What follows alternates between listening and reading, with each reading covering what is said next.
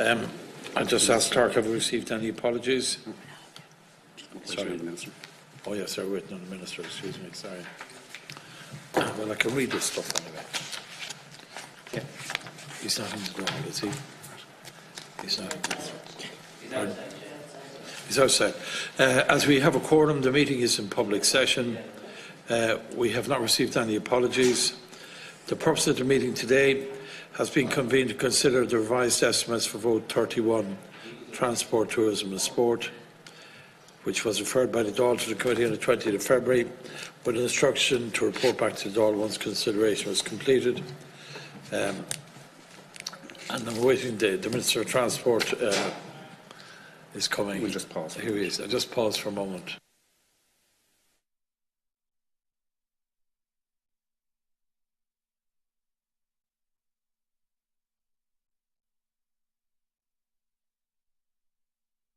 The Sport, Mr. Shane Ross, and his officials to this meeting.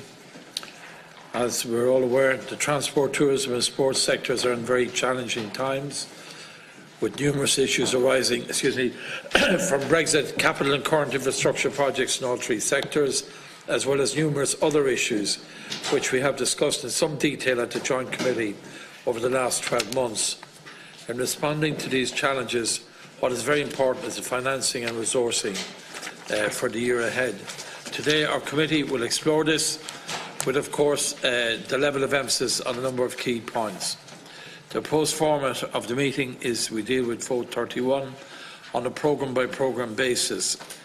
At the outset, the Minister will make his opening statement. There are 5 programmes, and then we will consider them separately with questions from the members of the committee. If that's okay with members. Agreed. Before proceeding, may I remind members that their mobile phones should be switched off completely for the duration of the meeting, as they cause interference, even if in silent mode, with the recording equipment in the committee rooms. And the privilege, members are reminded of the long-standing parliamentary practice to the effect that members should not comment on, criticise or make charges against either person outside the Houses or an official, either by name or in such a way as to make him or her identifiable. Members have been circulated with the advance briefing from the Department and the Committee Secretariat on the various programmes, and we will now proceed. I now call on Minister Ross to make his opening statement, please. Thank you, Chairman. Thank you for the chance to present the 2019 estimate for the Department of Transport, Tourism and Sport today. This year provides an overall gross allocation to the Department of Transport, Tourism and Sport of over €2.3 billion. We will use that to provide some of the economic and social infrastructure that Ireland needs now. This funding for 2019 represents a 15% increase on our investment levels for 2018. Each of our programmes of investment will share in that increased level of funding. Much of our work involves supporting services and maintaining infrastructural assets in safe and usable conditions. For that reason, we sought and were granted an increase in our current expenditure budget. 2019 will see our support in this area grow by 7.5%, which is an increase of €52.9 million over 2018. Of course, since Ireland's economy has picked up, it's been necessary for us to get back to investing in critical economic infrastructure like our road network. Challenges like climate change and congestion also mean we need to provide stronger public transport links. Project Island 2040 provides a step change in funding to meet our investment needs in this area. Project Island 2040 also recognises the role played by our ports and airports in the international connectivity of our island nation. Furthermore, our plan also provides scope to boost our tourism offering and support grassroots sporting endeavours at the local level, while also providing world-class facilities for our national and international sporting heroes. For those reasons, the capital investment proposals before you for 2019 will see an increase of over €259 million, or 19.5% compared to 2018. We foresee these increasing levels of activity continuing into the coming years. In Budget 2019, we made a policy choice to convert 30 million of our capital allocation to be used on current expenditure. Maintaining our assets is a costly exercise, but it is necessary and saves money in the long term. Additionally, Brexit is very likely to adversely affect our tourism industry, and we are choosing to prioritise the support for our tourism agencies to best mitigate the negative impacts of the UK's departure from the EU. Budget 2019 also saw an increase in the VAT rate charged in a number of sectors, including the hospitality sector. We decided that giving the agencies the ability to target specific support for tourism in specific locations would be better. With the fillip that these investment plans provide for tourism services, we feel we can direct our support to those who need it most. More recently, pressures across government have required all government departments to refine slightly the extensive investment plans for 2019. In our case, we were able to assist our government colleagues substantially. We have not made cuts to any projects. I should state now for the record that our commitment to supporting the construction of the A5 road to Derry has not changed.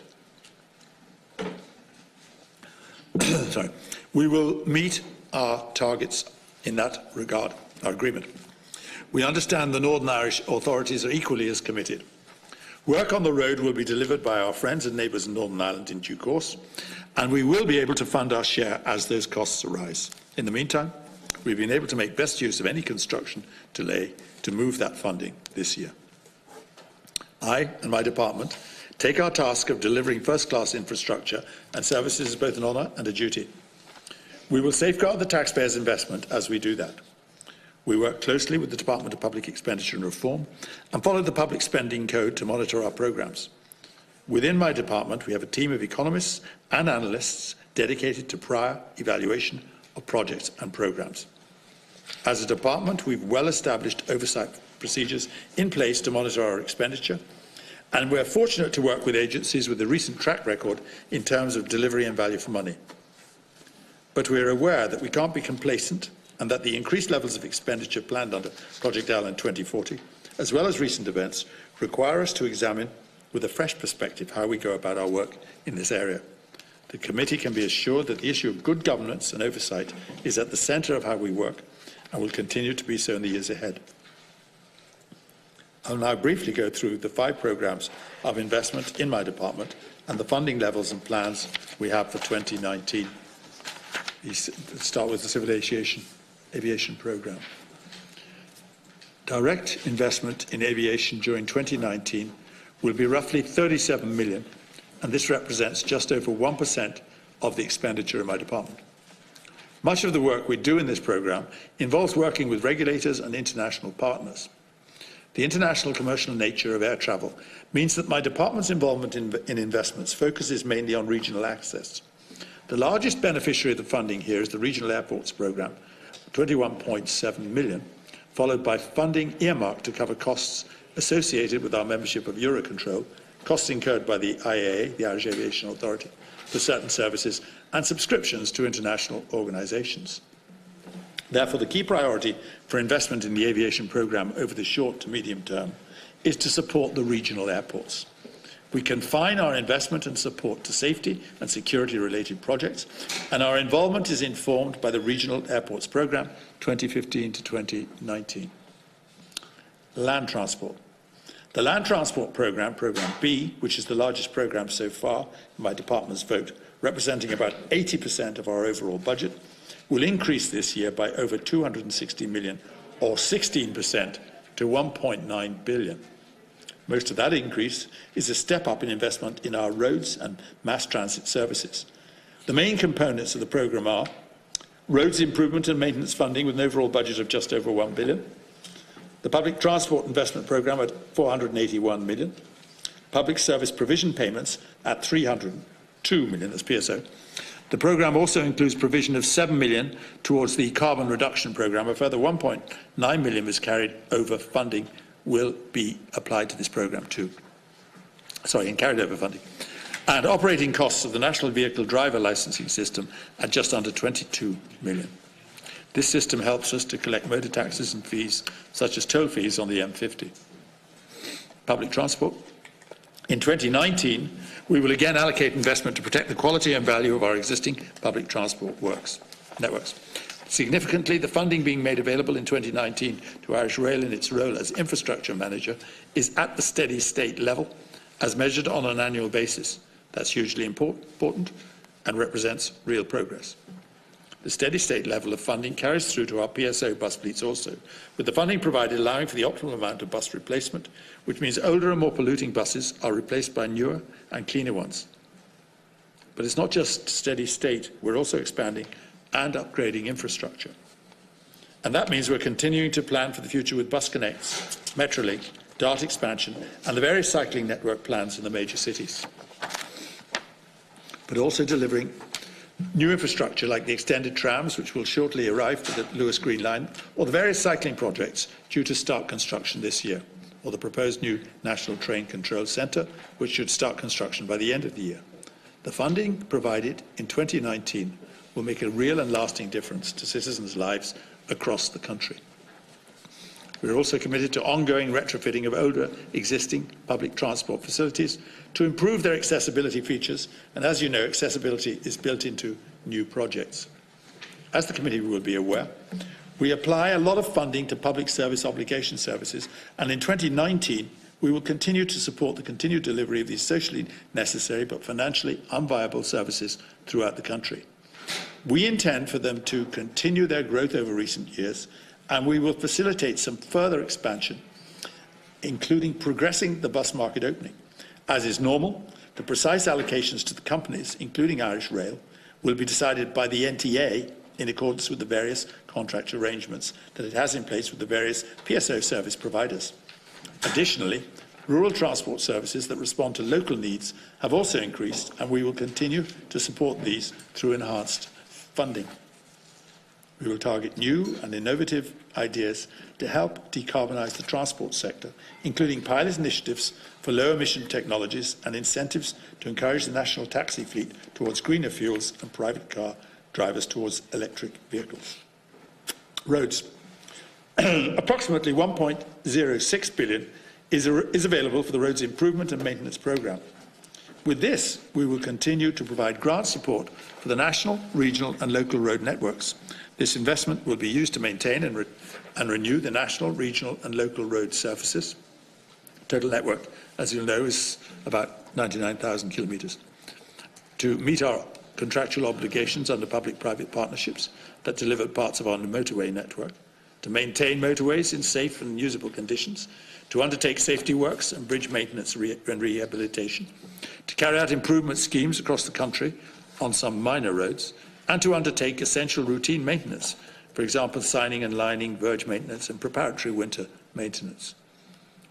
With our partners in TII and various local authorities, we intend to progress the following major Project Ireland 2040 projects during the course of 2019.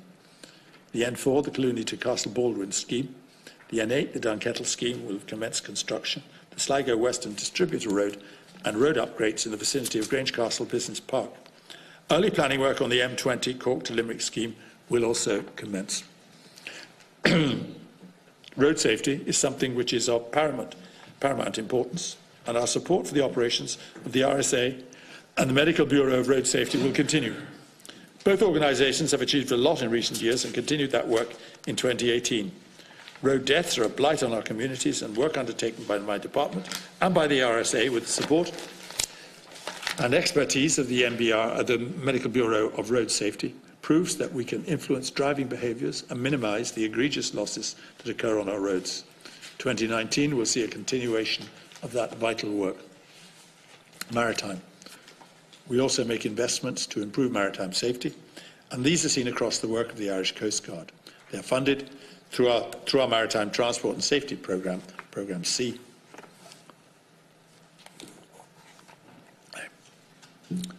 Funding for 2019 is at 103 million, or 5% of the vote. Most of that funding is directed to the Irish Coast Guard, and the main cost here relates to the search and rescue helicopter contract. The programme also funds the Commissioners for Irish Lights, who operate buoys and lighthouses and keep seafarers and their cargoes safe while in Irish waters. We also cover various administrative costs associated with the Irish Maritime Administration. It is important to note that we will be continuing the Coast Guard building programme to ensure that the volunteers have adequate facilities for their operations and equipment, and we will be investing in IT infrastructure to enable the teams to further enhance how they work together. Sport. Sport is programme D at 125 million. It accounts for 6% of the vote. This includes provision to deliver on all existing commitments under the Sports Capital Programme and new allocations in respect of applications received under the 2018 round of the programme. These allocations will be made later this year. The funding will also cover our existing commitments under the local authority swimming pool programmes and to the Kerry Sports Academy in Tralee, which is due to open this year. Our new large-scale sport infrastructure fund is currently open for applications, and we also plan to announce our first allocations under this programme later this year. Other priorities for investment in the sports programme over the short to medium term include supporting high-performance sporting achievement while also increasing participation in sport and physical activity at all levels. Last year, we set out our vision for sport in the National Sports Policy 2018 to 2027. We are now commencing the implementation of the actions outlined in the policy, which will transform our sporting landscape over the next decade. Tourism. Tourism Services Programme E at 169 million accounts for 7% of the vote. It provides for the programme and administrative spend of the two tourism agencies, Fáilte Island 69 million and Tourism Ireland at 16 million. It also includes a 47 million contribution to the Tourism Marketing Fund and 21 million for tourism product development and over 13 million for the development of greenways. This funding will allow Fáilte Island and Tourism Ireland to continue to develop and market the tourism industry, including the further development of the signature experience brands like the Wild Atlantic Way, Ireland's Ancient East and Ireland's Hidden Heartlands. In Budget 2019, I secured an additional 35 million, which represents a 26% increase in funding for tourism, which will allow for tourism agencies to provide fresh impetus this year in terms of industry support, product development and marketing of our tourism offering around the world. Following the expansion of the sector in recent years, we are in the position where we should focus more on sustainable growth. The government has allocated almost 8 million in additional funding to the tourism agencies to respond to the impact of Brexit. Fáilte Island are implementing a programme which places a focus on retaining business from Northern Ireland and Britain, whilst also offering supports to enterprises to equip them for the post-Brexit marketplace. Tourism Ireland is implementing a series of actions in the British market to address the decline in visitor numbers since the Brexit referendum, while also extending its regional access initiative. Tourism Ireland also continues to roll out its market diversification strategy, which focuses greater resources on attracting visitors from those markets who stay longer and spend more while on holiday. To conclude, in 2019 we will build on progress of recent years. We will push our tourism and sports strategies forward, and we will continue to build and prepare for construction of a more mobile and connected country.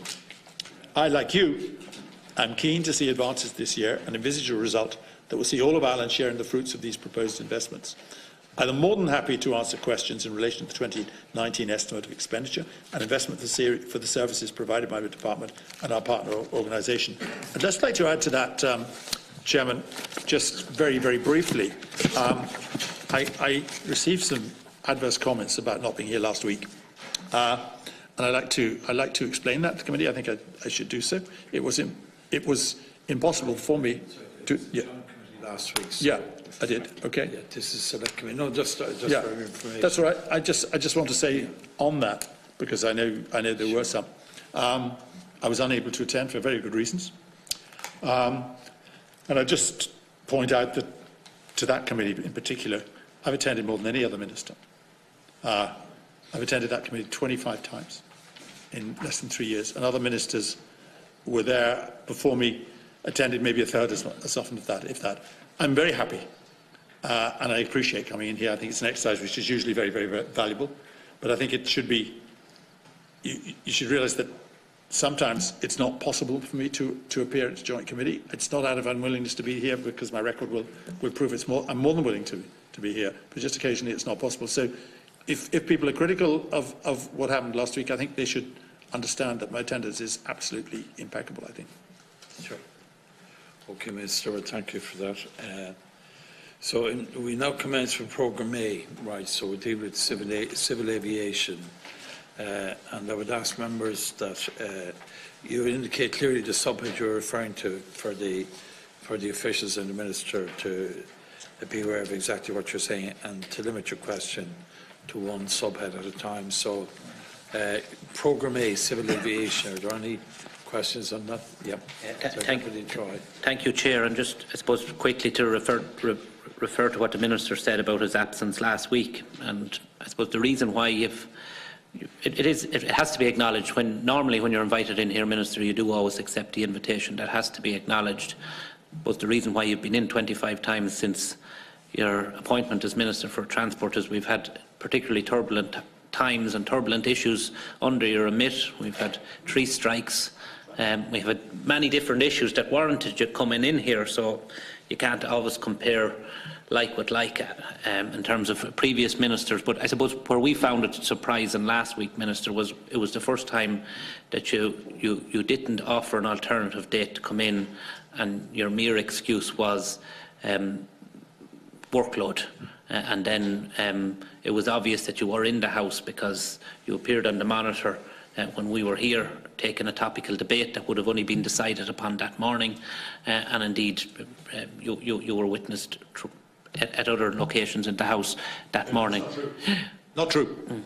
That's actually untrue, Deputy Troy. I was not at other occasions in the House. Okay, well, I went straight to topical issues. Okay, well, that is absolutely untrue. Well, after topical issues, you were in other locations in the House. Oh, afterwards, yes, but not before.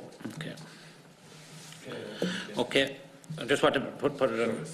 So, just from the point of view of the civil aviation programme, Minister, can I ask? You talk about costs associated with membership of Eurocontrol and costs incurred by the Irish Aviation Authority for certain services and subscriptions to international organisations. Correct me if I'm wrong. Are the Irish Aviation Authority, are they not a net contributor to the department? And did they not pay a dividend to the department last year, which you used as part of a supplementary budget in the region of 12 million? I'm going on memory now, so perhaps you could correct me in that regard. And do you envisage that we will have a contribution from the Irish Aviation Authority this year? Will that contribution be ring-fenced for the aviation sector, or will it be used? Are you free to use it across the various headings within your remit? There's an increase in funding to our regional airports. The passenger traffic through our regional airports has remained fairly static over the last 4 or 5 years. Despite that, there has been an increase. Can you identify what the purpose of the increase is? Is it just for safety improvement measures, or what exactly is it for? And how will the benefits of this increase be measured? Also, in relation to aviation, you do in the National Aviation Policy, it's stated that an overall freight policy for Ireland covering all modes will be developed with a view to ensuring continued competitiveness of the freight sector. And again, given, I suppose, the realities of Brexit and the potential need for a greater reliance on air freight going forward, can I ask what's the status of the freight policy? And what's the status of air cargo strategies being developed by the various state airports? And finally, in relation to the aviation, the construction of the second runway at Dublin Airport and auxiliary buildings and services that have to be constructed. Can you confirm that all of that, the funding for all of that, will be self-funding, self-financing from the DAA? Mr. Ross to reply. Okay. The first thing, yeah, the IAA you're perfectly correct about that. It is a net contributor in terms of, it has been in terms of dividend. There was a 12 million dividend paid last year. You're correct, and that was actually paid to that was paid to the DEPA, and 6 million then came to the department. That was not spent. It was not dedicated to aviation. It was spent on various necessary projects, including, as you probably recall, some sporting projects, the Irish women's hockey team and other areas like that. And that was, I think, well spent money. It was money that was very, very needed. This year, I don't know. That's a matter completely and utterly for the IAA, whether they will be paying us a similar dividend or not this year. I'm hopeful. I think a decision on that will be made. From memory, I think it was April, and that they make a decision on that. And if they do that, it's a voluntary decision, is it? It's a decision which I would certainly welcome, but I can't do an awful lot about it if they decide not to pay it. But I would be surprised if they don't. I'm hopeful of it because obviously it was done on the basis that they had large reserves and they were making substantial sums of money, and they're still a very successful state organisation. So I hope, I very much hope that it will be repeated this year. On the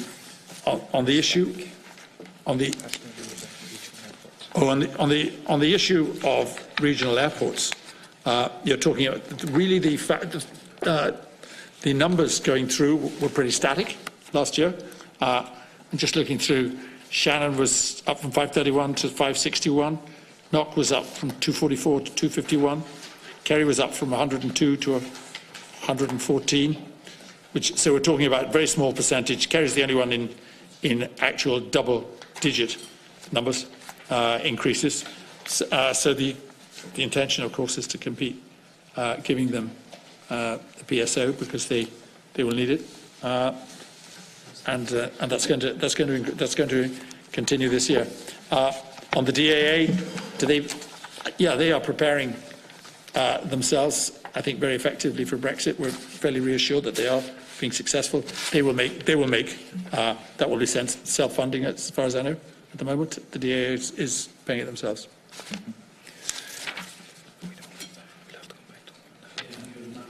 I did ask the purpose of the increased funding to the regional airports. It is a 114% increase on the 2018 estimate. So I'm just wondering exactly what that's for, what are the expected benefits of this funding, and how will these benefits be measured.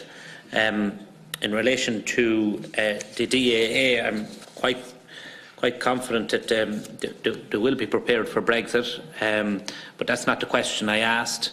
The question I asked was in relation to the National Aviation Policy, which is a government policy, and part of that government policy, which you're responsible for, stated that an overall freight policy for Ireland covering all modes will be developed with a view to ensuring continued competitiveness of the freight sector.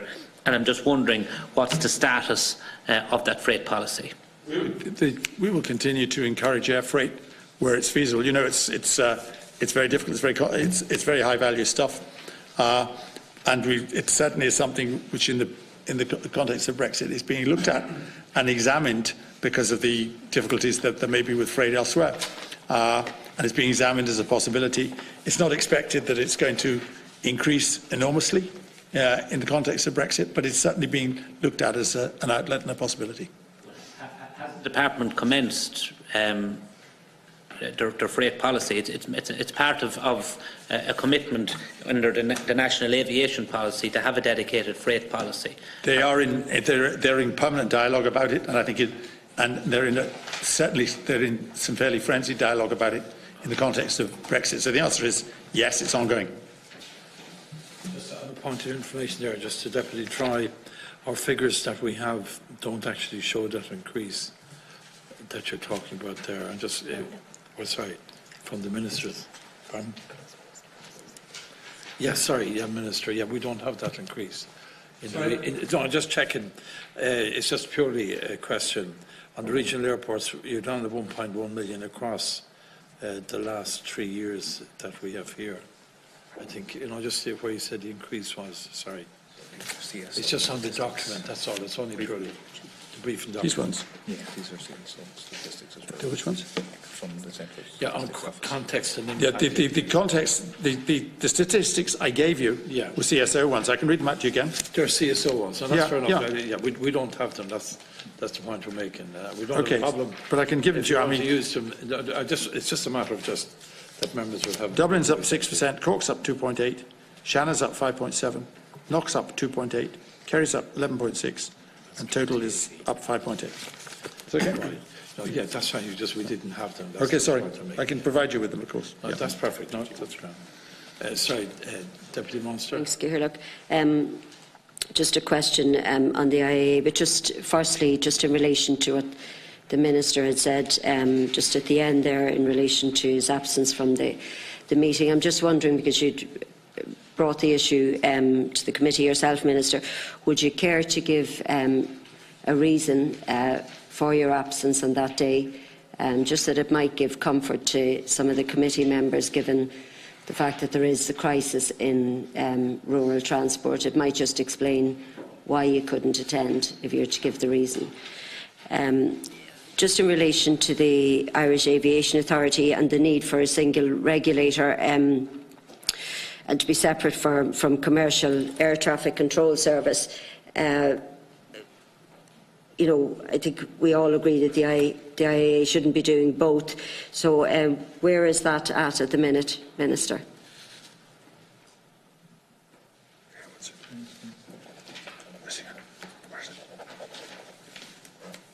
This is the split, isn't it? The split in the Yes, IAA. yeah. It's about halfway through, I think, is it? I think we're in a situation there where we're about halfway through it. It's expected to be completed in about, I think it's, I'll just check on it, but I think it's about 18 months, 2 years. Completed at that stage, 18 months, 2 years.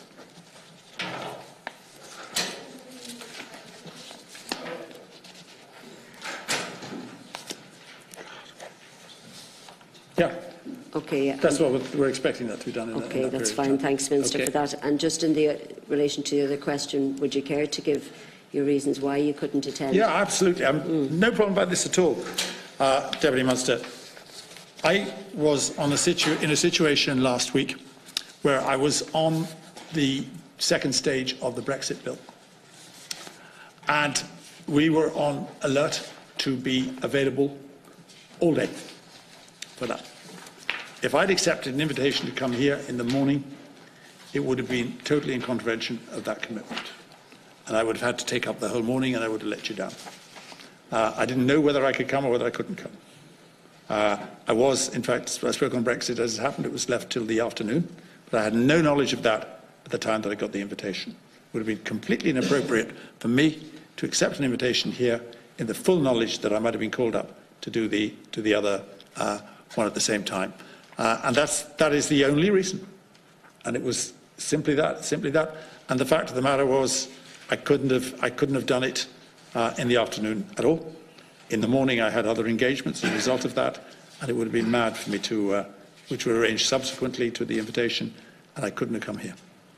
Was there a particular reason that you didn't explain that to the committee in the correspondence? Because that would have been, reasonable. I think he's answered. The Minister, could I ask? No, but in the Minister, correspondence, if we can- there's attend. No, of course, I think the point is attendance. Yeah.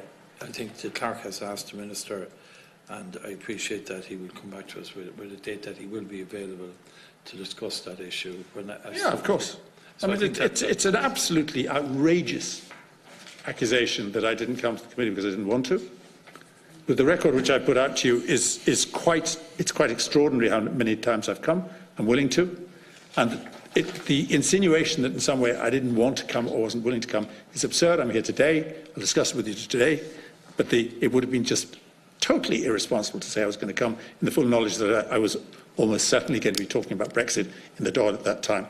No, and I accepted an invitation, of course, to go to the Dáil for a topical issue, because I was available at that time, as it happened subsequently. The invitation came to the committee much earlier than that.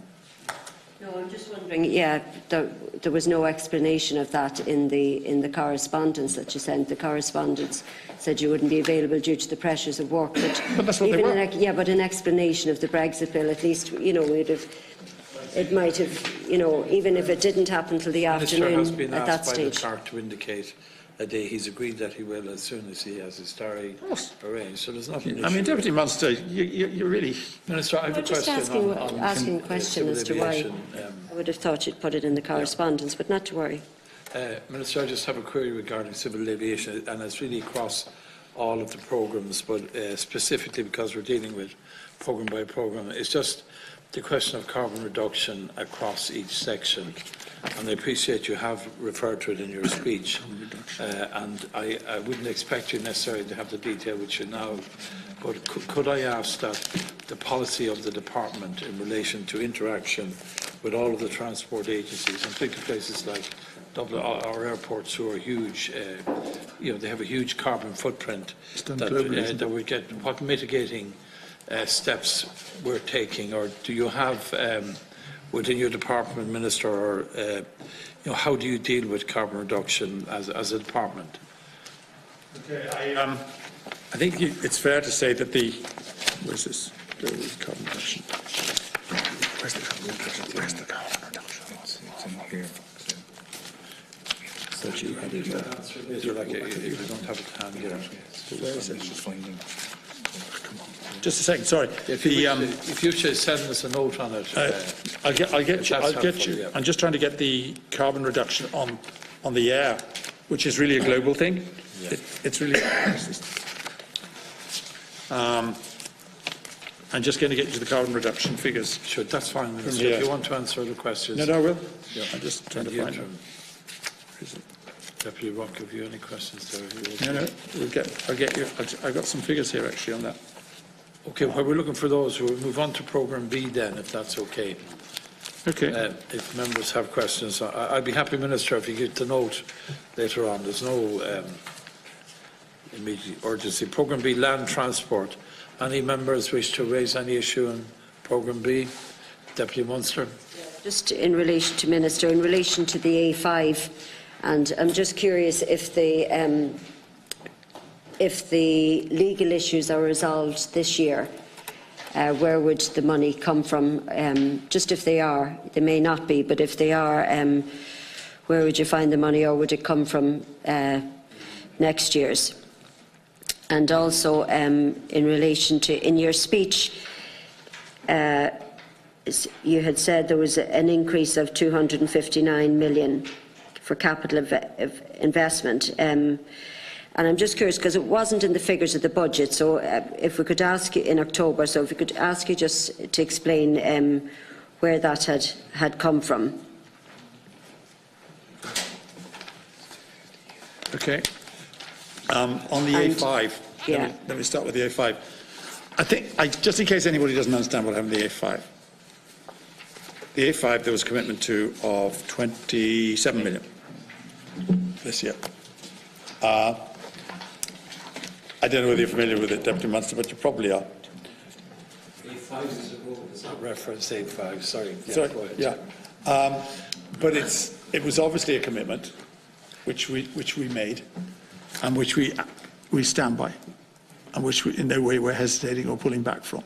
It was a result of a court decision, planning decision in Northern Ireland, which was where it was delayed because it was found that a decision being made it should have been made by an executive, which was not in existence, but was made by civil servants instead. So it had to be changed, and as a result of that, there was a delay.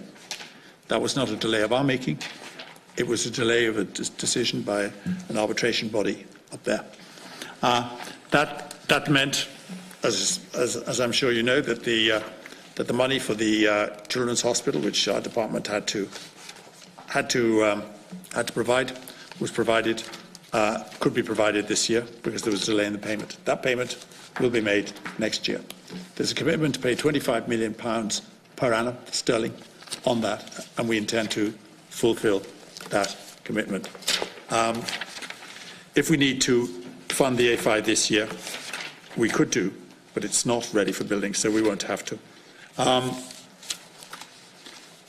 The Northern Ireland authorities have a different financial year from us. Yeah, we can pay bills in early 2020 if they spend money in late 2019.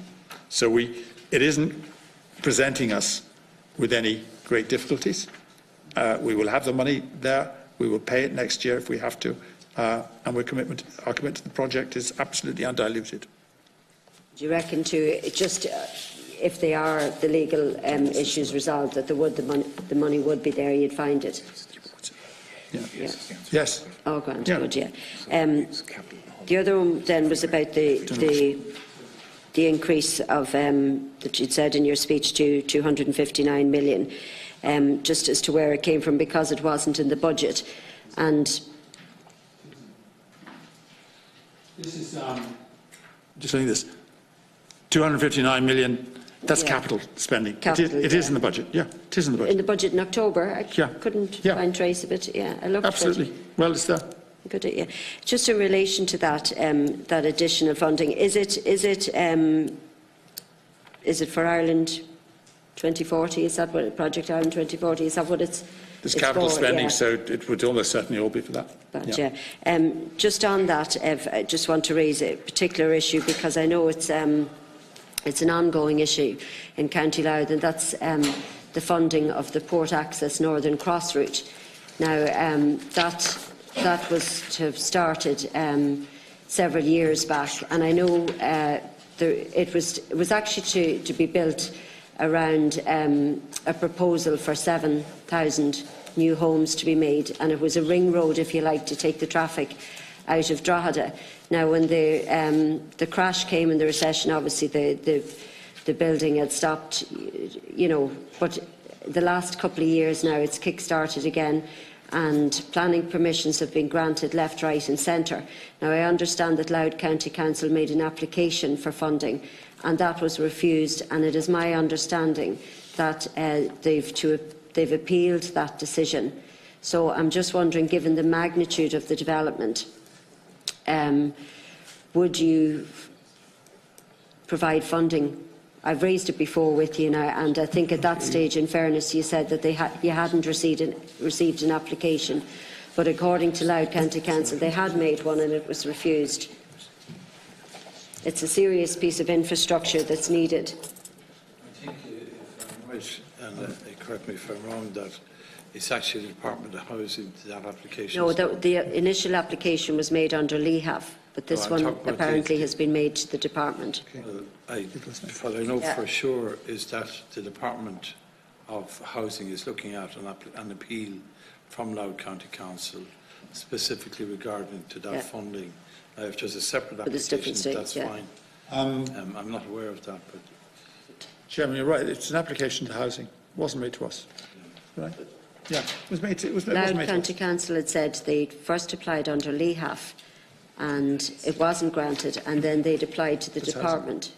It was made to housing. Yeah, made to but housing. they said then the most recent application they'd made to the department, your department, and Well, no, my department's you not haven't aware of it, received one. so Then. No, I mean, I believe my department is not aware of it, okay, and right. I think I'll my check it out with department them. would be aware of it if an Yeah. application had been made.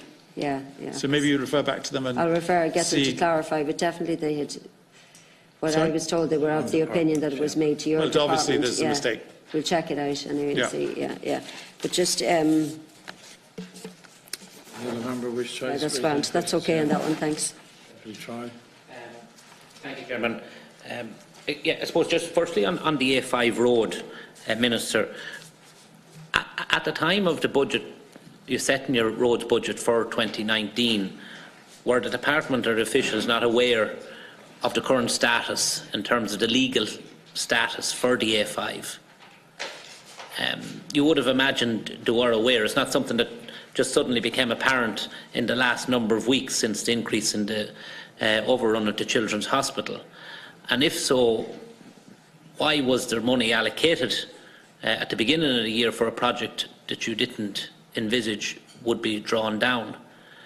My concern is that there is a disproportionate cut to your department in terms of 30 million, and it's been masked under the heading of the A5 because, as you said, quite rightly, there is complications there, and it would not progress at the speed that we would like to see it progress.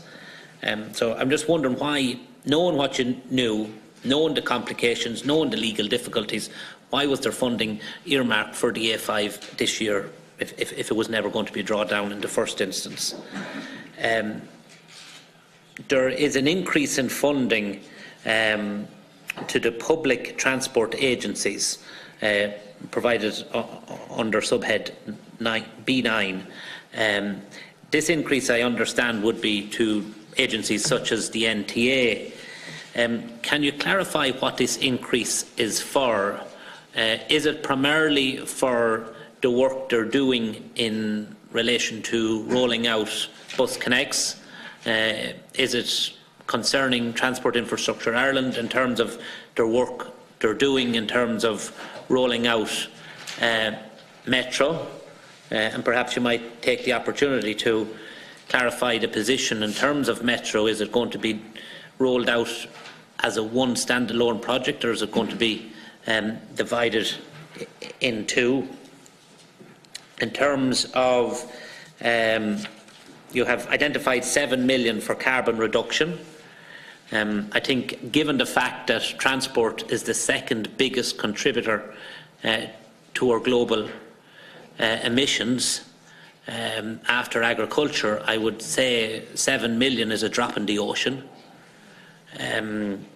It's disappointing to note that 1.9 million is going to be carried over from last year, and why were we not able to meet and expend our targets last year?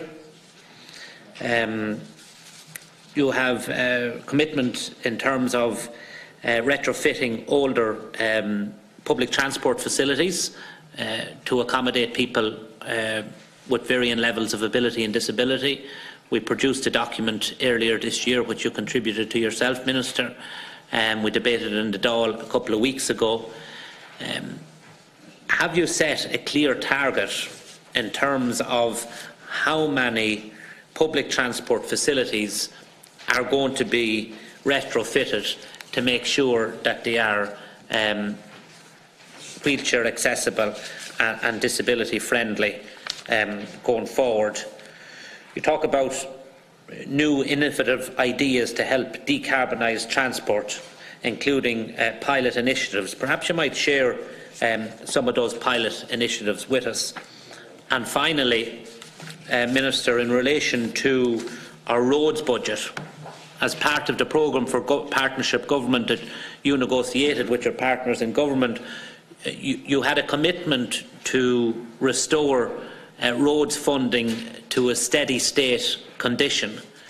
You're not going to meet that commitment now going into your fourth year in office, and in fact the key high level matrix, the 2019 output target of 264 kilometres for length of national road pavements renewed is below both the long-term annual target length of pavement renewals of 350 kilometres and the 2018 output target of 280 kilometres. When is it envisaged to reach the lower target of 350 kilometres that's outlined in the high-level matrix? And sorry, one final point in relation to rail transport. You're talking about bringing the level of funding back up to a steady state level. What are the effects of the lack of funding for steady state level over the last number of years, because we weren't keeping it at a steady state level over the last number of years? What are the cumulative defects over the last number of years? And can you update us today, Minister, in relation to the tendering process for additional rail carriages, because I know, and I'm sure my colleagues know from their engagement with Irish Rail, their assets is sweated within an inch of their lives. There is no additional carriages, despite the fact that there's an urgent need for additional carriages on many of our services. And could you update the committee today in terms of when will the tender document be issued for the delivery of new carriages, and when do we expect delivery of new carriages? Gormagat. There's a vote in the Dáil. There's a vote in the Dáil, Minister. I just see, so if we suspend until the vote is over. Is that okay? Members agreed? Agreed. Is it just started, is it? Well, it's just, yeah, just in case. Okay, thanks. Yeah. I've just noticed it now. Meeting suspended. Chairman, with the Yeah, we'll go over. 5-minute reply, because the bell is going to ring for 8 minutes. So. These are nearly all of these are Robert Troy's. I could, if you want to wait another half a minute. Do you want me to go ahead It has to anyway? be on the record anyway, Minister. Yeah. Okay, that's fine. First thing was about the public transport agencies and the increased spending on the running of them. Yeah, that's just a matter of staff. There are a lot of increased activities there, and it's a matter of taking on new staff. It's nothing more or less than that. They need the right number of staff. They need extra resources to take on the projects. Obviously, the NDP is demanding a lot more skills and a lot more people, and that's what that's about. The steady state, which Deputy Troy also addressed, yeah, the safety is always prioritised in spending on rail, and the steady state did go behind. It meant that non-priority issues had to be deferred. We weren't in a position to do as much. I was just getting to your stuff, Deputy Troy, as much as track relaying or ballast cleaning, for example, as we'd hoped to do. But in fact, now that we're in a situation of the steady state in terms of the rail, we're going ahead with a lot of other purchases and spending and investment. On the steady state on the roads, TII will get to steady state on national roads in 2021. On other roads, that's regional and local roads, steady states should be achieved by 2023. On the retrofit and accessibility, Deputy, let me actually deal first of all with the rail fleet, which you addressed. The NTA has recently advertised for, I think it's 60 to 80 rail second-hand carriages, either through lease or purchase, for delivery by February 2020. And the NTA and Inroad Éireann are also exploring options to place an order for additional intermediate carriages to the existing rail fleet for delivery by mid-2021, which would boost capacity on medium-distance commuter lines in the Greater Dublin area in particular. And on the A5 as well, yeah, the issue of this is you were kind of suggesting, did we know about it in advance, and was it over provisioned for when we knew?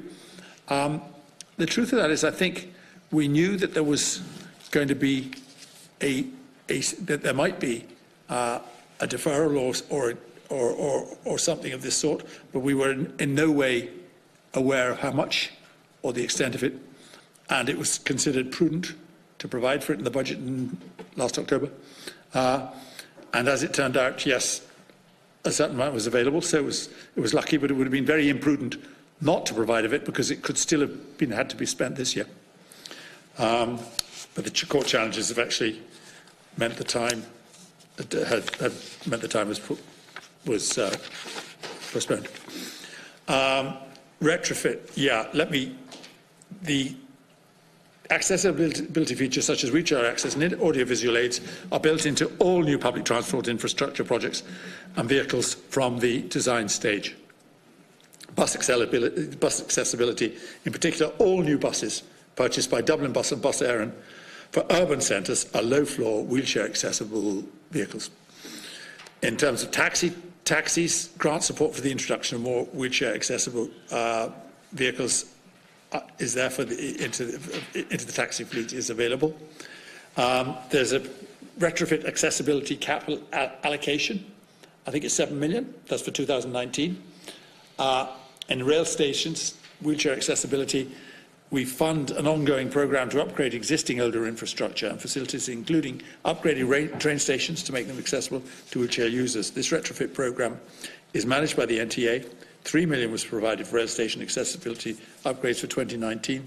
This funding is it's a trebling of the previous allocation for accessibility. In Irish Rail, there are two platforms wheelchair accessible, and total number 118, and for one platform wheelchair accessible, Irish Rail 26. And rail stations, on the issue of full accessibility, work remains to be done in terms of the retrofitting of older infrastructure and facilities, for example, Victorian-era train stations, to make them accessibility for people with disabilities. In terms of making all stations fully accessible, in addition to being wheelchair accessible, this would include facilities such as, for example, ticketing and audio and visual information systems. An accessibility audit for Irish Rail in 2014 identified 54 stations then requiring upgrades to make them fully accessible at a then cost of 79 million. The company's since undertaken some works at all of these 54, as well as accessibility works at other stations across the network.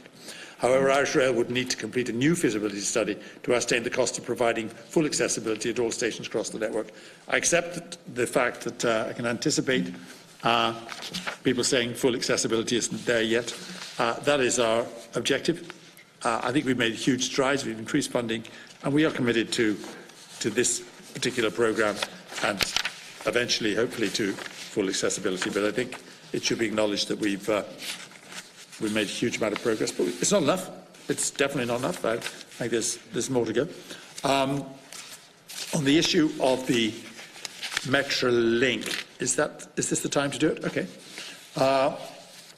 Yeah, I'm happy to tell you all I know about that. This has been an issue for a long time, particularly in the Dáil and in other fora. And there's been a lot of speculation and a lot of people lobbying and a lot of various plans for it. The NTA is going to come forward with a new plan, I think, in about 3 weeks, 2 or 3 weeks. And they in the TII are going to produce a new plan, having taken into consideration a lot of the public consultation which is going on. I met with the NTA a couple of weeks ago, and with the TIA the same week, and they gave me an outline of what the possible implications of certain options were. They haven't made a decision at all. And one of the options in the outline was that there would be massive lengths of closures which were unacceptable on the Metro South, that's the Green Line, and certainly in one case it was 4 years. It was mentioned as a possible closure, which meant the line would have to be closed in various places for 4 years, which would be substituted by obviously alternatives, which I didn't regard as satisfactory. In other words, that there'd be buses taking people from one point to another point where the closure was.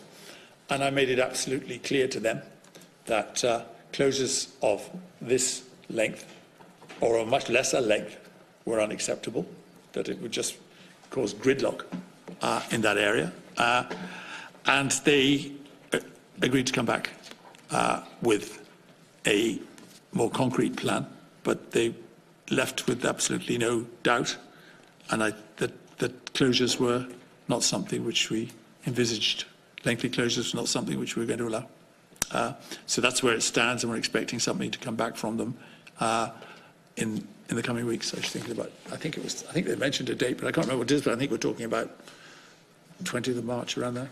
Don't hold me to that, but I think that's it. So that's really the situation. there, and I think we're going to make progress there. There's a lot of public consultations going on all aspects of that.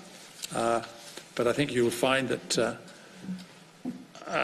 decisions will have to be made shortly. But the only one I can say is that for definite is that if there are undue closures, that plan will not be acceptable, and I don't expect that to be happening. It would be. Well, I don't want to. I want to put a complete time length on. No, I understand that. But I mean, I don't want to. First, it was 4 years was mentioned. I told them not on. 2 years, not on. If absolutely not on, because it just would mean that it would be almost impossible to bring people in and out of work in that situation in a tolerable time. And so we've got to be convinced that any closures at all have got to be, first of all, justified, but secondly, aren't going to cause massive disruption, which is what the suggestions were that the last plan would do. That is what I anticipate. So I anticipate a plan coming back where closures don't make up much of a feature of them. Closures are something which we aim to avoid at all costs. So the corollary of that, if you were to do the works you're talking about with no delay, would have to be underground, and that obviously would be cost prohibitive. Is that? I don't think it necessarily, Chairman, would have to be underground. Yeah. I imagine that you could look at other ways of doing it, like upgrading the Lewis itself by more trams, more Lewis, more time, quicker times, more frequencies, etc. So I think those sort of proposals would, along those lengths, I think we'll get along those lines. I suspect we'll get proposals along those lines, but I don't know. Deputy Troy, did you want to comment on that? Or? No, if I can just come back on a couple of supplementaries, if that's okay, Chairman. Thanks, Minister. Just, I suppose, we all were aware that there was a potential for huge disruption to the Greenway Lewis line if what was originally published materialised. So I don't think, Minister, you should have been surprised by learning of that with your meetings at the NTA or TII a couple of weeks ago. That was something that was on the agenda for a good number of months. But what you're saying anyway today is that the preferred route will, and I'm not holding you to this, but within the next fortnight to 3 to 4 weeks will be published by the relevant bodies. That absolutely, the clarity of that. We want to get as quickly as possible, yeah. and that's what we intend. Yeah. Just increasing the funding to the public transport agencies again. I suspect. And I asked the NTA this question last week in terms of, given all the projects that they are responsible to roll out over the next number of years, Bus Connects, the new pilot project in terms of rural transport, all the responsibilities they have indicated that they're going to be recruiting additional staff, and I'm presuming, and perhaps should confirm, that the increase into the public transport agencies is to cater for the increased recruitment. You didn't answer, Minister, and you did say that there are 60 to 70 new carriages going to be ordered. My understanding from speaking with both the NTA and Irish Rail is originally Irish Rail had hoped to acquire in second-hand carriages, but by the time, the lead-in time and the length of time it would take them to recondition those carriages, they felt that it would be inefficient use of resources, and they have now decided to wait and order new purpose-built carriages. My question here today, because it's a serious issue in terms of capacity on Irish Rail, when will that tender be put out, and when have you a clear time frame in terms of when the order will be placed? Because there's a lead-in of 24 months from when the order is placed. So it's critical that that tender is published and the order placed in the not-too-distant future.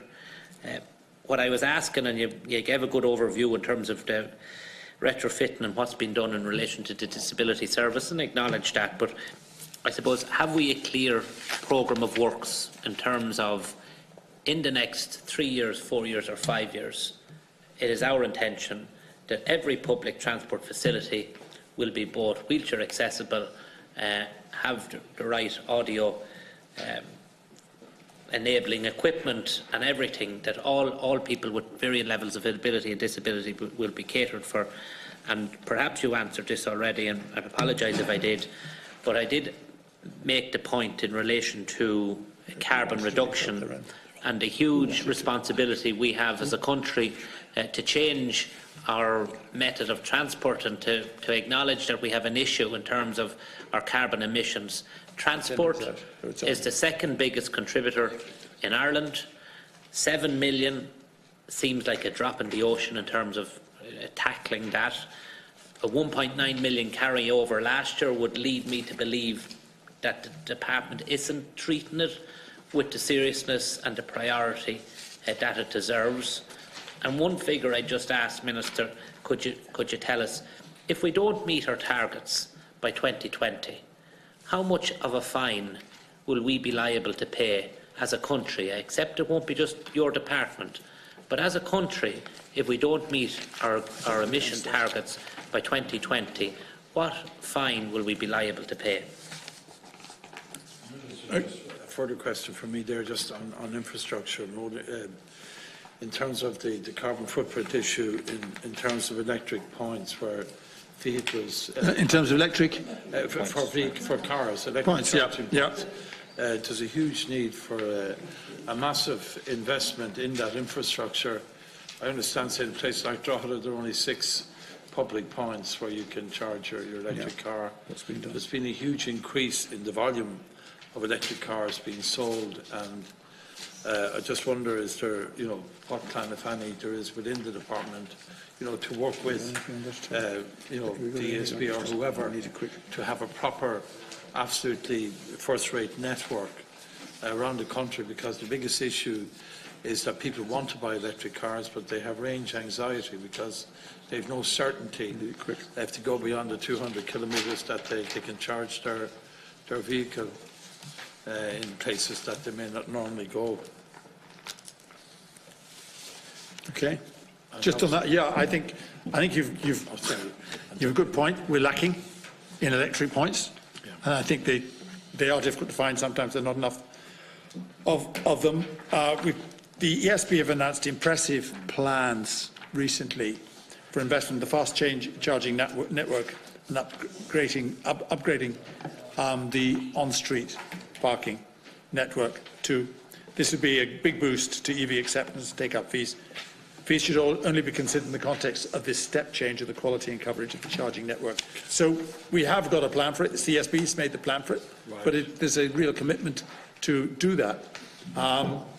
The local emission vehicle task force is also in operation. It was established in 2016 to consider the range of measures and options available to government to accelerate the take-up of low-carbon technologies in the road transport sector.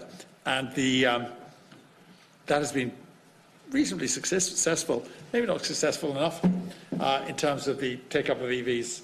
It started from a very low base, but I think the numbers here, I've got a few here for you, which might be useful.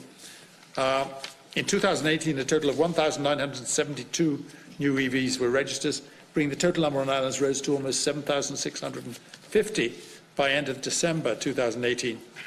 2019 is seeing a continued rise in EV numbers. In the first 2 months, 1,128 new battery electric vehicles were registered, compared to 176 for the same period last year. So it's pretty staggering the way things are moving, but it is a low base, and I admit that.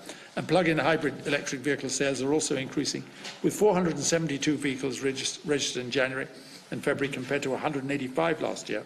There are now almost 9,500 electric vehicles on Irish roads. I could make a general comment on carbon reduction. It's important to note that while carbon reduction programme has a vital role to play in the transport emissions mitigation effort, it's only one small element of a far wider range of transport measures being implemented to help reduce emissions, including the range of incentives to encourage a transition away from conventional fuels towards lower emitting alternatives such as EVs, increasing the proportions of biofuels in the mix, improving efficiency standards for vehicles, and of course the significantly enhanced funding which we're making available to support the development of new and improved public and sustainable transport infrastructure. Deputy Troy, I think, raised the issue of the delay in the drawdown of funding in 2018, and the programme drew down only 697,000 due to a number of factors. It sounds very disappointing, and it is, I suppose, but there were production delays which deferred delivery of 9 hybrid buses until 2019, and procurement delays in facilitating a small-scale pilot programme for alternatively fuelled rural buses. Costs will now arise in 2019 instead. It's not a lack of commitment, it's because there were unavoidable delays. Also, on the issue of public transport, I don't know who asked this, I think it was Deputy Troy as well. I actually answered your question on staff while you were out, but yes, the increases in the increases in the running of these agencies is due to the fact that we obviously need, because of the National Development Plan and other reasons, the expansion of their roles, we need a large number of more expertise, greater expertise and staff, so that it has put the costs up, and we've given them more money for that purpose. The issue of as many projects. Oh yeah, I think that's probably it. Oh, the issue you're asking about the issue of disabilities and accessibility, and you're looking for a commitment on that.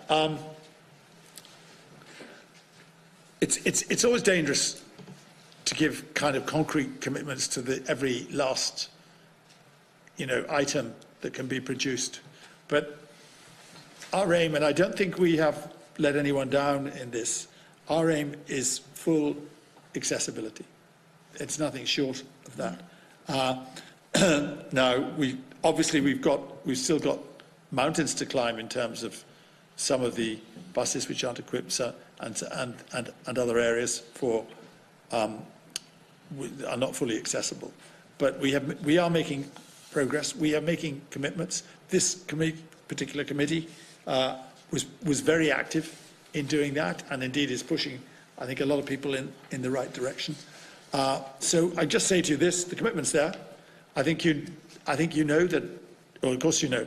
I put on every transport board someone who is an advocate for disabilities with personal experience of it, which is not just to put them on for the sake of it. It actually puts pressure on them as well. They need now to deliver themselves, because they're looked to deliver what we're promising as well. And I think while we're making great strides, we've still got a good way to go. I admit that. I covered that in my opening speech, and there are gaps, but our ambition is to fill them as soon as possible, and the commitment is there in the funding. Okay.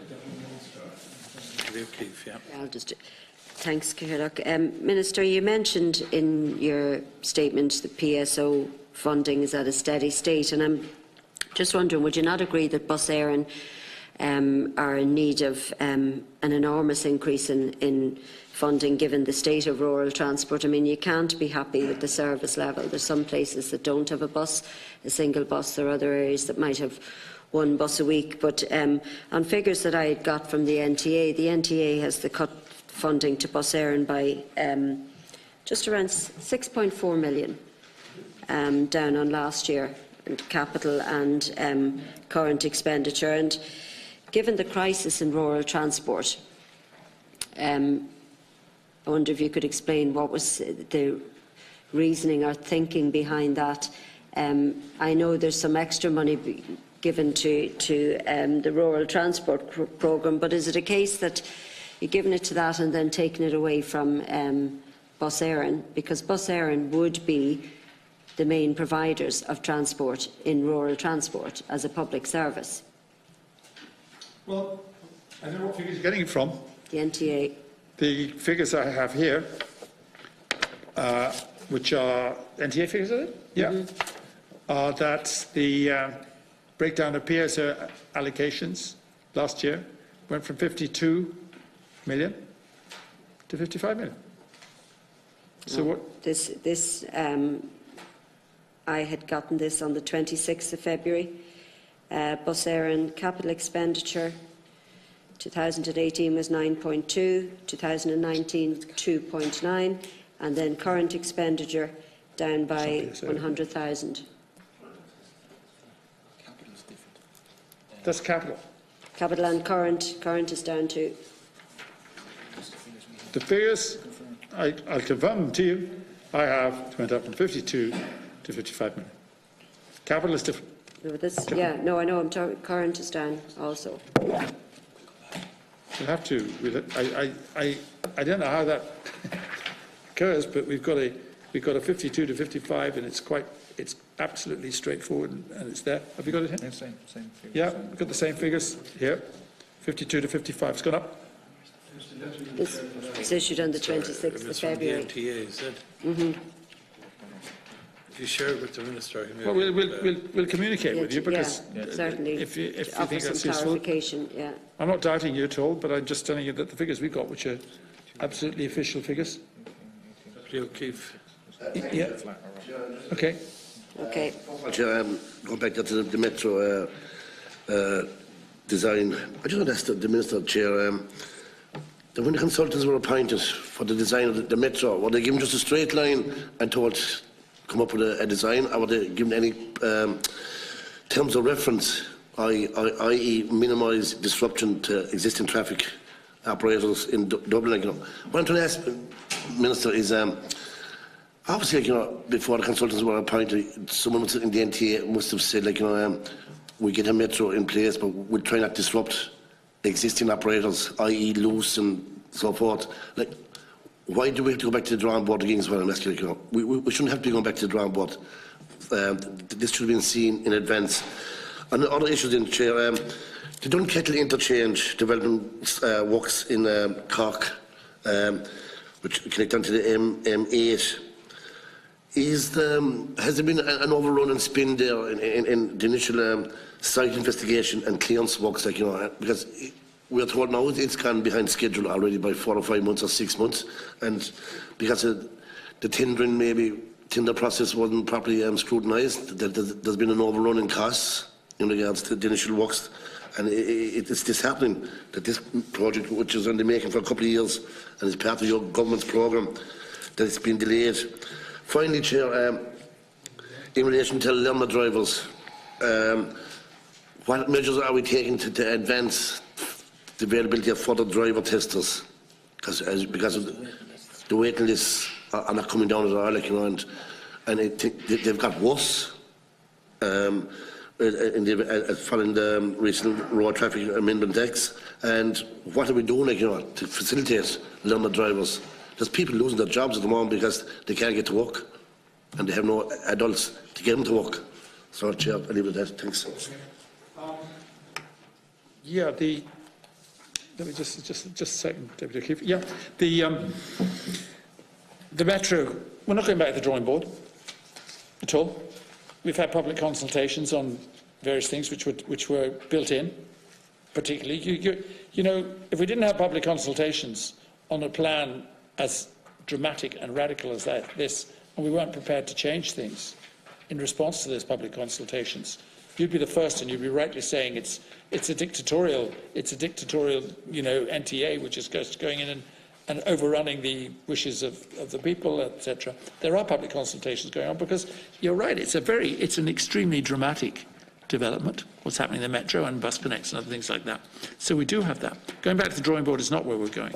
What we are doing is responding to those public consultations, both on the north side and on the south side of Dublin, and making adjustments accordingly. Now, there's some pretty dramatic things happen, and there's some very uncomfortable things that are going to happen, and they're still going to happen. But we're going to be flexible on it, because if initial responses are so convincing that the initial plan is going to have effects which hadn't been anticipated, it's better to adjust them. That's what's happening there. And obviously we're going to see a preferred route come out very shortly. The commitment wasn't there to a route before that anyway. This public consultation has been about a route, what's the best route. So we're not going back to the drawing board, but we're certainly responsive to change. On the Dunkettle overrun, I'll come back to you in a second. I mean, Dunkettle is going ahead, We'll get an update from TII, if you like. We have no indication that it's behind schedule at all ourselves, but if you like, we'll check it for you. And we've absolutely no indication that the budget is inadequate. But, you know, you're hitting me with something which we're not aware of, which we don't think is the case, but you've obviously got information from there, and we're prepared to find out for you. Certainly. On learner drivers, you're wrong. The learner drivers numbers and driving test numbers are coming down, right? What's happened there? The target, I think, was 10%. It's now down to 8.8. The actual it's now down to 8.8. The target was 10. That's 10 weeks. It's now 8.8 weeks is the average around the country. So It's the average, but there is some centres. sorry. That's the average you're giving us, the average figure you're giving us, right? But there is some centres which have gone beyond 8, 10, 12, 18 weeks. Like that. There is some centres. I haven't got the figures on me now, The individual places, but like, I don't think there's anyone of 18 weeks now. I got up. Minister, to be fair, you know, I raised this in question time 2 weeks ago with you in the Dáil, and we had the most up-to-date figures, and my colleague is right. There were a number of centres that were way out of kilter. And there were some centres, must be acknowledged, that were 6 weeks, which is helping to reduce the average. But Kevin is right. There were a number of centres. I think even in your own locality was 16 weeks was the average waiting list at the time. Yeah, certainly in my own locality. But I think 18 weeks is out. I did a question on this yesterday, by the way, in the Shannon, and this was right up to date. And the number of weeks was 8.8. Average was 8.8. I'm sure you're right. Obviously, if you get an average, some of them are going to be way above and a few are going to be way below. But what I'd like to say, without arguing figures with you, is that a great improvement's been made. There are a large number more of driver testers have come in, and the waiting time has gone down, and we're very pleased with it actually, because the target was 10 weeks. So, but that's an up-to-date figure as of yesterday. All right, but I acknowledge that the new law has obviously caused people who were breaking the law to adjust, and it's made life less comfortable for them, and they've had to make alternative arrangements. That's undoubtedly true, but we're not prepared to allow learner drivers to drive willy-nilly a car without we're not prepared to allow them to break the law. I respect that, through the chair. But you, at the same time, you should be in a position to facilitate the issue, the problem that arises. You should be moving quicker to get these driver testers in place. Well, I had a meeting yesterday with the RSA, and this arose, and they said that the number of emergencies or instant ones, in other words, people at short notice needing driving tests, can all be accommodated now, because so many people, there's a staggering number of what they call no-shows on that, people just not turning up. And if you know people, tell them to get on their website, and they'll find there are vacant slots for people who need it in a hurry. May not be that well known, maybe there's a bit of public relations has to be done on that as well.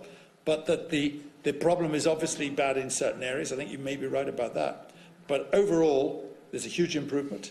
Overall, if people need them in a hurry, they can get on the website and get one, because there's so many people just pull out at the last minute or just don't turn up. They can get a driving test at short notice, and this is a problem which is being tackled successfully. Of course, you'll have hard cases. Of course, you'll have some which are way above the average, and some which are well below. But if you have a look at it, you'll think it's you'll find it's improving. But come back to me on if you've got a specific area in mind, because I have all not here today, but I have all the specific numbers of the areas and what the average there is and what the longest waiting time is there, but they are improved. If it's agreed, we'll move on to programme C now, Maritime Transport and Safety. Deputy Troy. Thank you, Cahirlock.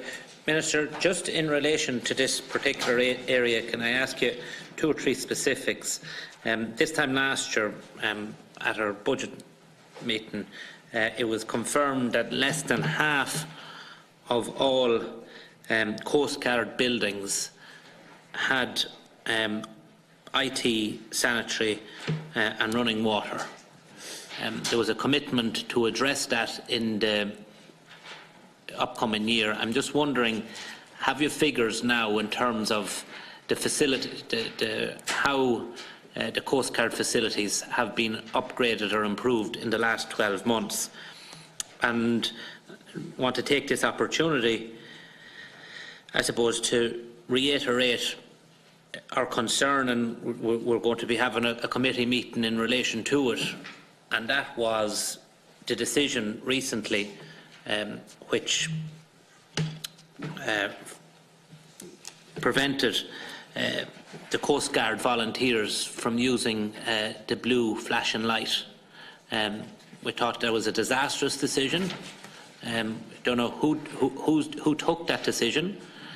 These are people who are responding in 99.9% of instances to an emergency that is time sensitive, life-threatening issue. They're giving of their time freely, perhaps leaving work, leaving their home, whatever it is, but their destination that they have to reach at, it is of paramount importance that they do so in a timely manner. And the decision to suspend the use of the blue flashing light was regrettable. I understand, and perhaps you could correct me, that that decision now, a decision has been taken that the members of the Coast Guard are going to be offered training in the use of the blue light with a view to reinstating that facility to the service. But my correspondence or engagement with the Coast Guard volunteers is that the company who provides this blue light training, the Irish Coast Guard, is not on their list of clients to train. So, Minister, can you confirm that the decision to prevent Coast Guards from using the blue light will be rescinded, and that the Irish Coast Guard volunteers will receive the adequate training in order to use the blue light going forward? And also in relation to the Coast Guard building programme, how has that improved in the last 12 months? Okay.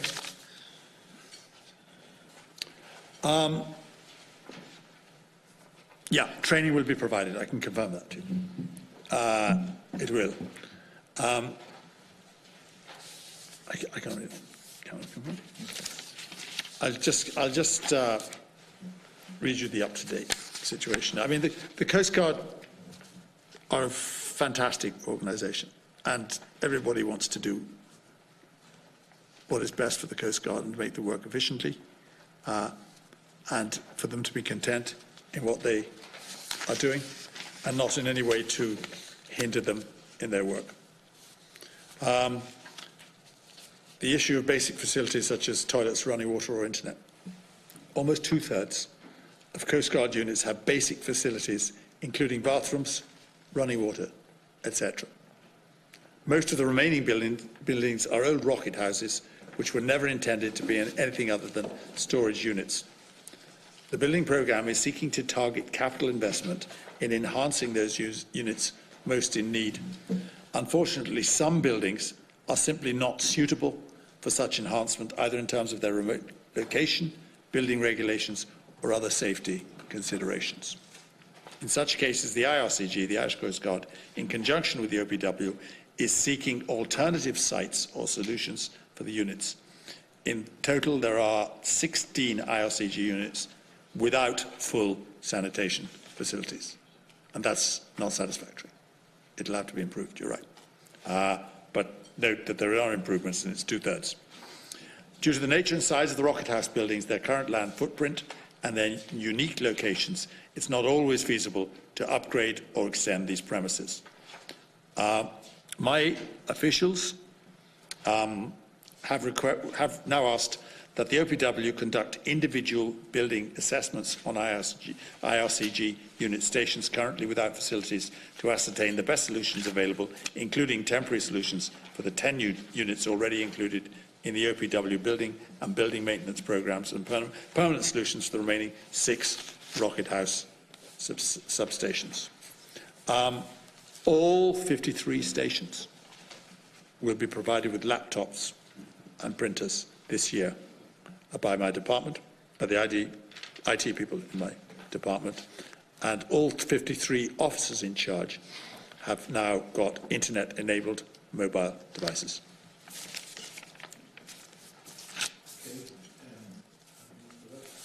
But there's 16 buildings that have without sanitary. Yeah, but the intention is obviously... And of those 16, all of those buildings are used by volunteers. So they're not remote buildings, they're buildings, they're operational facilities that are used by volunteers where there's a need for sanitary facilities. I think so. Yeah. I think so. I'm not sure. I mean, It'd be helpful if I think so.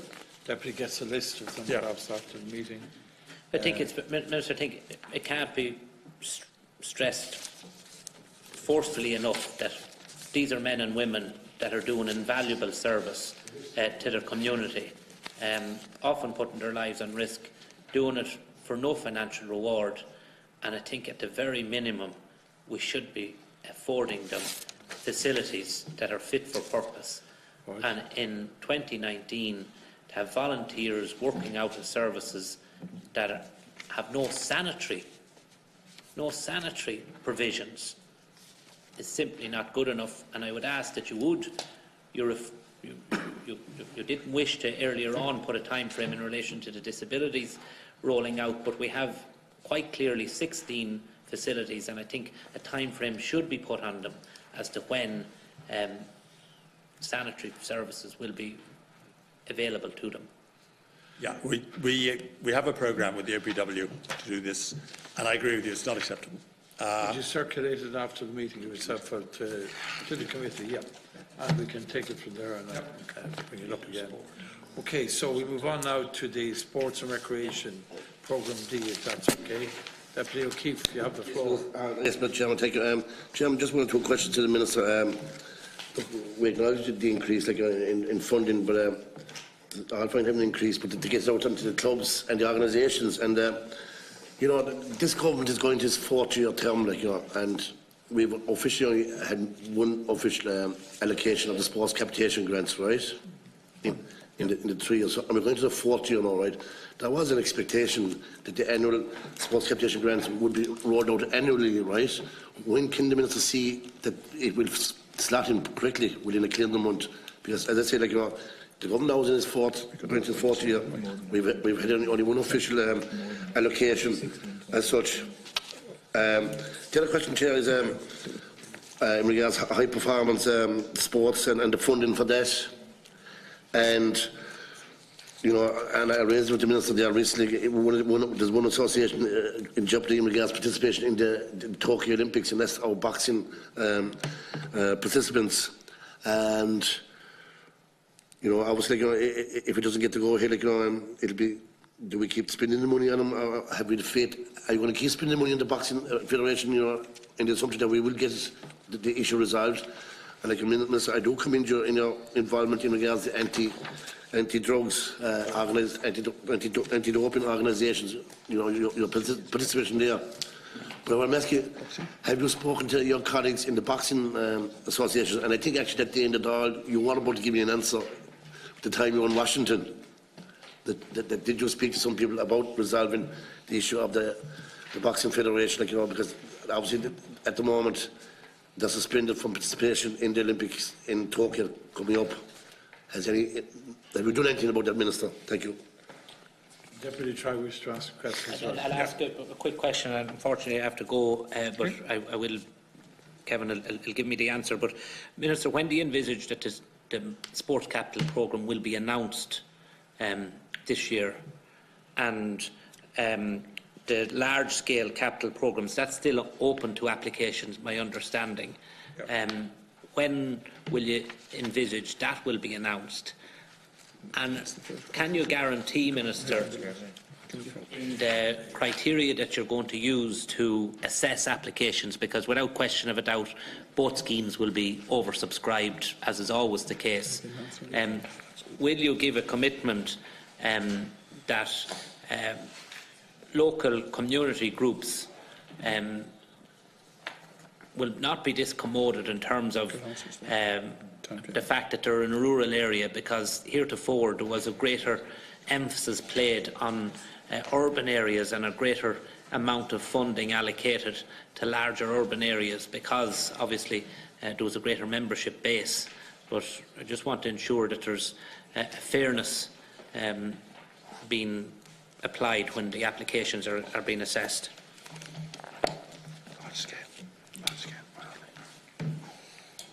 Okay. Okay. Large scale. Okay. Nearly German. Okay. The sports grants. I'll deal with your questions first. Yeah, our ambition certainly would be to have sport grants every year. They're a wonderful, absolute wonderful facility, and I've seen the competition for the money is absolutely incredible, and they are put to very good use. It's a really, really effective way of getting money into people to participate in sport. It's one of the most, I suppose, grabbing and satisfactory ways where money is spent, and spent well on young people and on their health and on their abilities and on their mental and physical health. And I think it would be preferable if we had this every year. We haven't been able to have it every year, but that's our ambition. I think we had it in 2016. We had it 2018, and we've got another lot coming out this year. But we'd certainly like to have it every year if we could, and that'd be our ambition. Now on boxing, okay.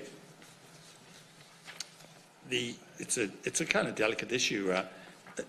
As you know, you really want to address the issue of the IOC suspend planning for the 2020 Olympic boxing tournament. International sporting organisations such as the IOC are independent, autonomous bodies that are responsible for deciding their own operational procedures and competition rules. It's not really the role of any government to intervene in such decision making. Sport Ireland and the IABA, the Irish Athletic Boxing Association, are continuing to work collaboratively in preparing our Irish boxers for Tokyo 2020 and are monitoring the situation closely. The IOC won't be making a final decision until this coming June.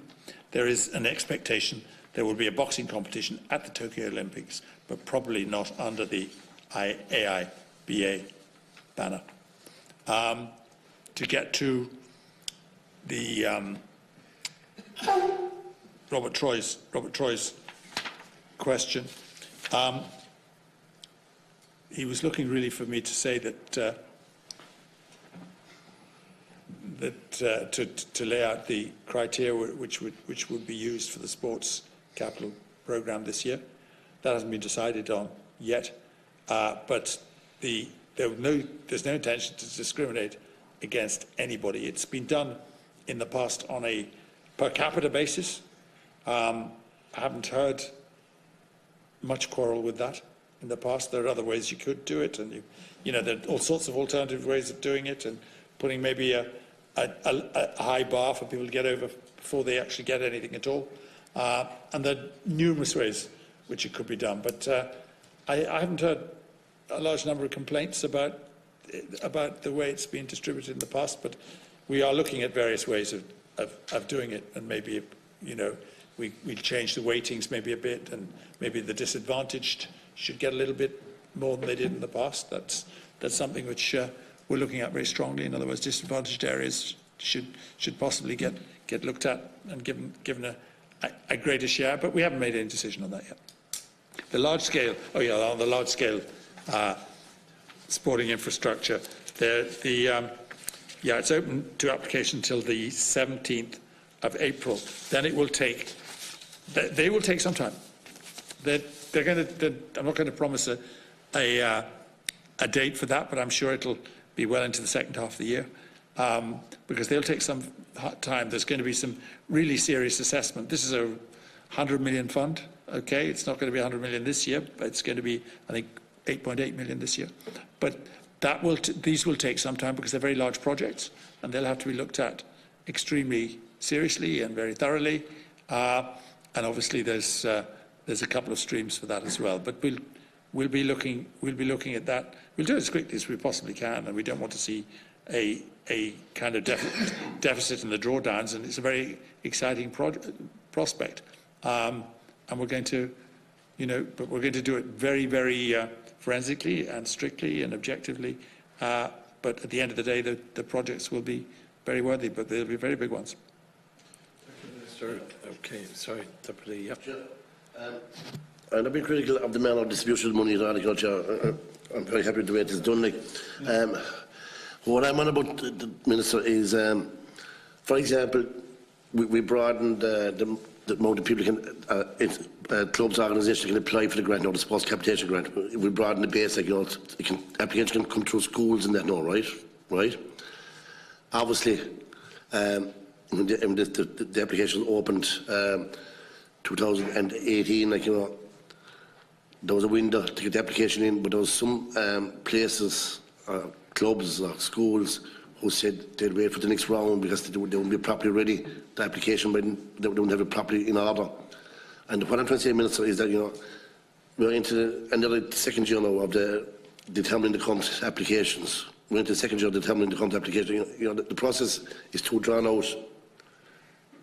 And you're letting other clubs and organisations wait too long to get the opportunity to apply. And that's why I'm asking that we streamline the process system, that every year, as the government did commit to initially, that the role of the sports capitation grant will be on an annual basis. But as I said to you already, Minister, you're into your fourth year. We've had only one fully sports capitation grants programme closed down. And that's not even closed down, maybe even but it's the fourth year, thank you. Otherwise, I will come.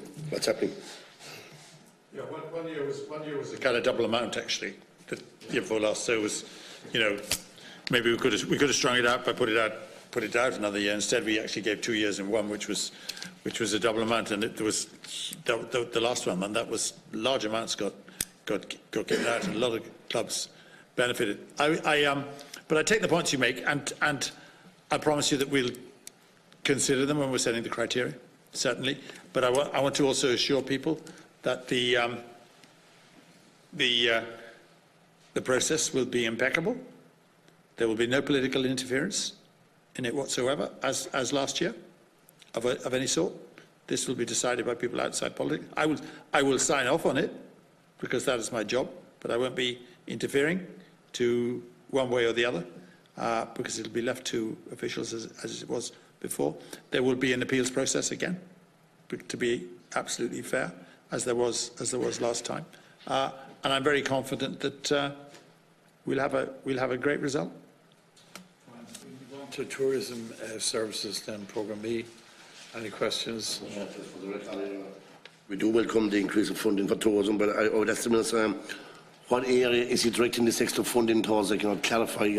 I know that there's concern about no deal Brexit or even a Brexit deal, but there's concern about where we're going to pull in the tourists from, But how do we intend to use that extra 20% of funding? The tourism sector get 35 million, of which 26% increase in funding, which is a substantial amount. Okay, but how are you going to use it?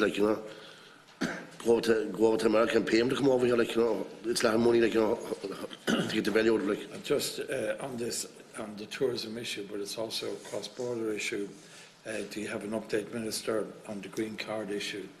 Because it's something which applies not just to tourists coming into the country, but everybody from the UK that's driving here, and particularly people from the north coming down, and citizens from the south going north.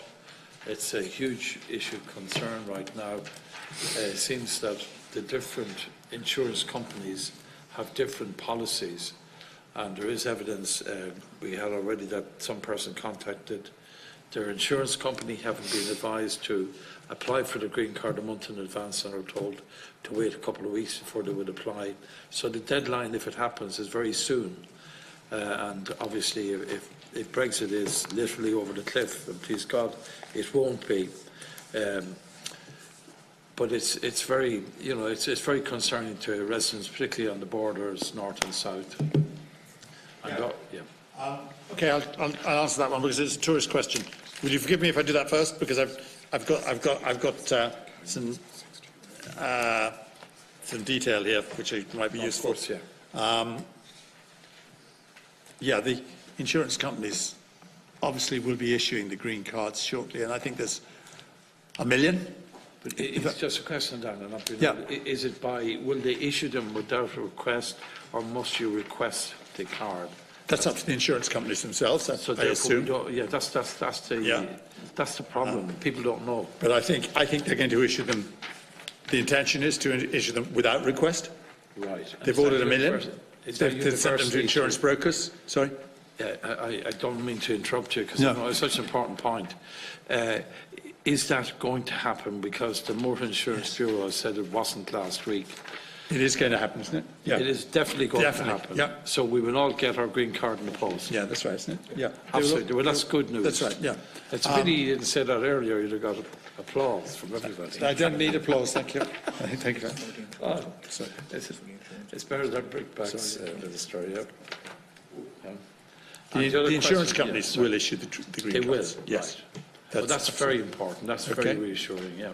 And the second bit on that is Irish citizens who hold UK driving licences. What would their position be? In other words, they'd be resident here. There's 16,000 in that category, I understand.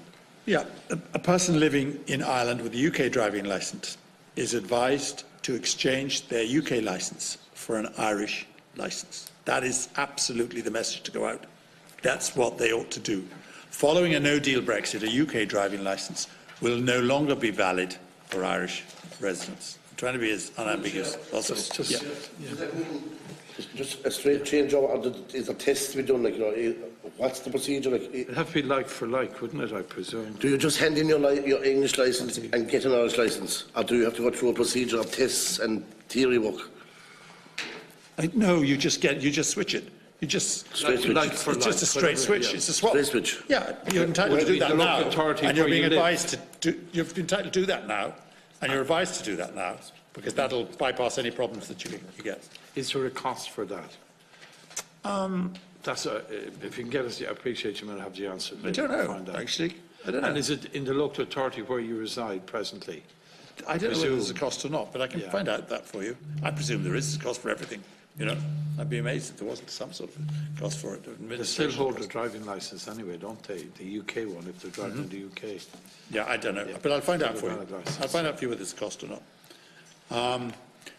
But this exchange, which you do, must be done before the 29th of March 2019. That's in a few weeks' time. Okay? If you don't do it then, what happens? In other words, Well, I you're think driving- under the Geneva Convention, you can drive for another 12 months. Right? Right. But I would encourage everybody To do it. to do it. Through the chair, Sorry, the green card in regards to insurance cover, right? sorry. Proof of insurance outside the state. Sorry? It's proof of your insurance outside of the EU. Is that what the green card is? Yeah.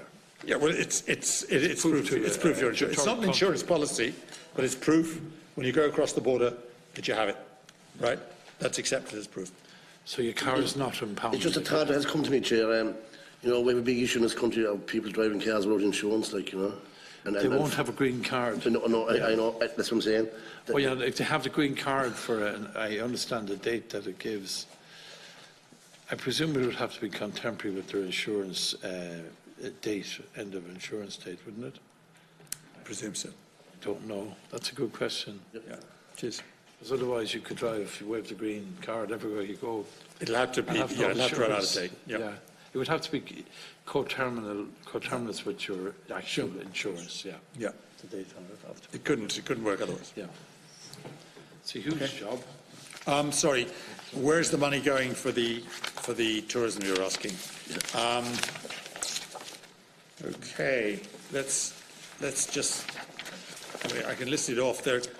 There's obviously the 35 million, which is extra, some of it is being used by the tourist agencies, and they're concentrating on Brexit, because obviously the effect of Brexit on tourism could be very damaging. We've already seen the drop in sterling, which has initially certainly discouraged people from Britain coming here. So they're using that in all sorts of different ways to counter the ill effects of tourism. But a lot of the money is also going on enterprise supports, festivals, events, business tourism. There's money, as you're aware, going on greenways. It's a big ticket item this year because there's money allocated to greenways this year. I think it's 13 million. And let me just give you the figures for the tourism agencies. 7.9 million in the additional funding was allocated to the tourism agencies to ensure that the tourism sector is Brexit ready. Fulcher Island will implement a programme which places a focus on retaining business from Northern Ireland and Britain, while also offering supports to enterprises to equip them for the post-Brexit marketplace. Tourism Ireland will implement a review of its operations in the British market and also extend its regional access initiative. Additional funding has also been allocated to TI, Tourism Ireland, to implement strategies for growth in new and developing markets, the USA and Germany. This will help to build and sustain growth in these markets in line with the government's Global Ireland 2025 strategy. We definitely were aware when it came to budget time that tourism needed protection at this time, and 35 million was a fairly large injection to give them. A lot of that's gone to the tourist agencies, of course, and I think they'll use it well. The indications at the moment are that they are using it well, that the product is still immensely successful, and we're optimistic that, whereas there are challenges, obviously, to tourism, that we have we've got the brands, we've got the Wild Atlantic Way, we've got Islands East, we've got the Lakelands brand with the new Lakelands brand and others, and we've got the Hidden Heartlands, and which is very dear to Deputy Troy's heart. And we think that we will still manage to have a successful season despite the difficulties which are being presented by external forces. Okay, thank you. We'll now move on to appropriations and aid. Any questions? There'll be no questions. Consideration of the estimates has now concluded. That concludes the business of the 2019 revised estimate for Vote 31 Transport, Tourism and Sport for the year ending 31st December 2019. In accordance with standing orders, a message to this effect will be sent by the clerk, to the clerk of the Dáil. On behalf of the committee, I'd like to thank the Minister and his officials for assisting us today in considering the evidence and the estimate, and for dealing so comprehensively with our questions. The committee is now adjourned sine die. Thank you.